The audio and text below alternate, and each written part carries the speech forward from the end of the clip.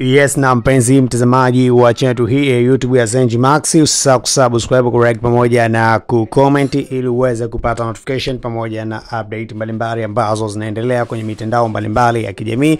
Na taarifa kubwa zaidi ni ile ambayo inamhusu Haji Sunday Manara ambaye alikuwa ameweza kumshtaki Martha kutokana na kile ambacho kinaelezwa siku chache ya wiki chache kwenye mitandao mbalimbali ya kijamii. Na taarifa zaidi ni kile ambacho kiliweza kuelezwa kwamba Martha ambaye anamiliki jukwaa moja mitandao mbalimbali ya kijamii aliweza kuonekana moja kwa moja akiweza kumshambulia vilivyo vikali Haji Sunday Manara ambaye ni CEO wa Manara TV, ambaye pia ni balozi wa makampuni mbalimbali kama vile Asas Daily pamoja na Azam Media, Azam vitu vingi vya Azam amekuwa kama balozi. Sasa kufuatia matukio yale ambayo yaliweza kutokea wiki chache zilizopita na kuweza kuenea kwenye mitandao mbalimbali ya kijamii, Haji Sunday Manara aliweza kutoa clip ambayo iliweza kutambaa kwenye mitandao mbalimbali ya kijamii na ikieleza kwa kasi zaidi nini ambacho kitafanyika kuhusiana na ile issue ambayo imeweza kuibua sintofahamu zaidi kwenye mitandao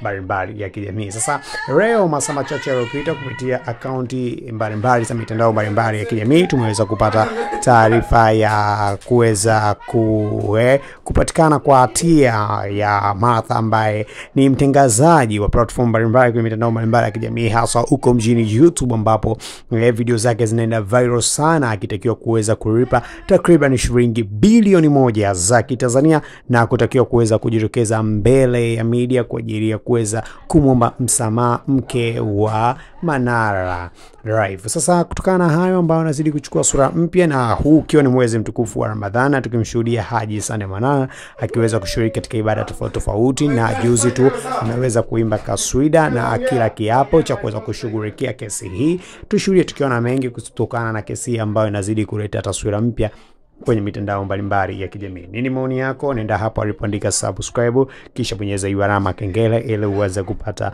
notification pamoja na update mbalimbali ambazo zinaendelea kwenye mitandao mbalimbali ya kijamii. Nasi kazi yetu tutakuwa tunaendelea kufuatia kwa karibu sakata hili ambalo linazidi kuchukua sura mpya mara baada ya Martha kuweza kushtakiwa na kesi hiyo kuonekana kabisa kwamba ameweza kushindwa kutokana imetolewa na Mahakama Kuu ya Tanzania, hivyo anaweza kukata rufaa.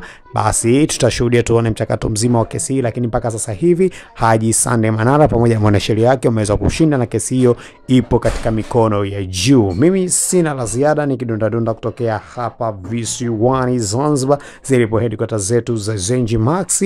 Basi tena mpaka wakati mwingine ambapo nitakuletea taarifa hii kwa undani zaidi kuhusiana na yale ambayo yanaendelea. Bye tena mpaka wakati mwingine, endelea kwa pamoja nasi kwa kuendelea kupata nakala mbalimbali kuhusiana na hatma ya Haji Manara pamoja na Martha ambaye ni anajizoea maarufu kwenye mitandao mbalimbali ya kijamii. Bye.